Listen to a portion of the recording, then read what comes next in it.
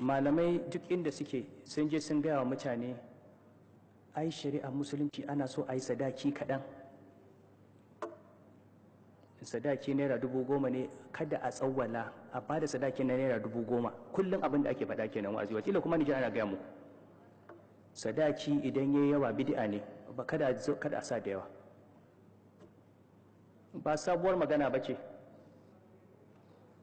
Sai na Umar bin Khattab ya duba ya ga cewa sadaki ya yi tsada, mutane sa ba da sadaki da yawa, ya ce shi sahabban manzon Allah sassa ba su da sadakin da ya wuce kaza ba, saboda haka ya hau minbari ya ce daga yau kada sadakin da ya wuce kaza,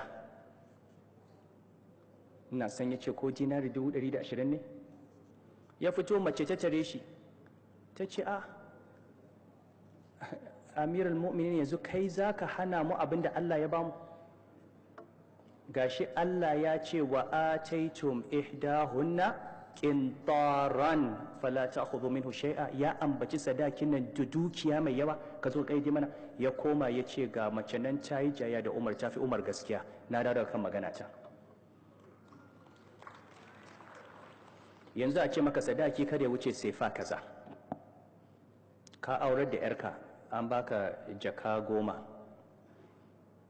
amma fa in zaka kai yan nan gidan miji an ce ka sai gado, ka sai kujeru, ka sai fridge, ka sai kuka, ka yi carpet, kujerar da zai zauna da abokansa, abinda za a dafa masa abinci, hatta kwanan da zai ci abinci, fridge ɗin da zai ɗauko ruwan sanyi ya sha, gadon da zai kwanta da ita, kai da ka bashi ya ba kai zaka biya. Wannan kan ba shari'a bane, al'ada ce. Ban ce kuma a hana ba, amma mutane su fahimta cewa wannan ba dokar Allah ba ce, ba ɗora ba. Wannan sadakin da shi ake yin kayan aure. Kuma malaman duk kana da tufa. A cikin tufatul hukami idan ka aurar da yarka, abin da ka sa mata na kayan ɗaki ya wuce sadakin da aka bata, kana da yanci ka ce bashi ne a biya ka.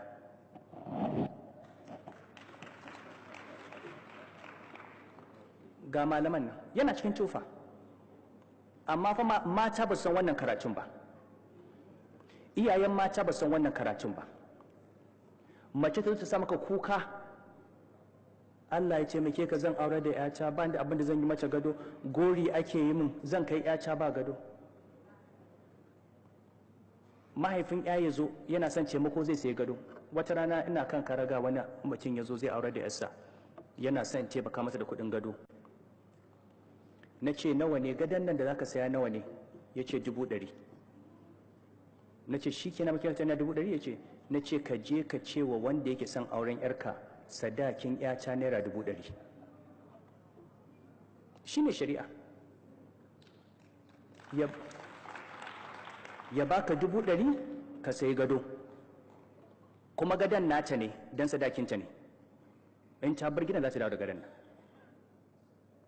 Sai ya ce ai ba shi da hali. Na ce nawa zai bayar? Ya ce 20,000. Na ce ka sai mata katifa da bargo.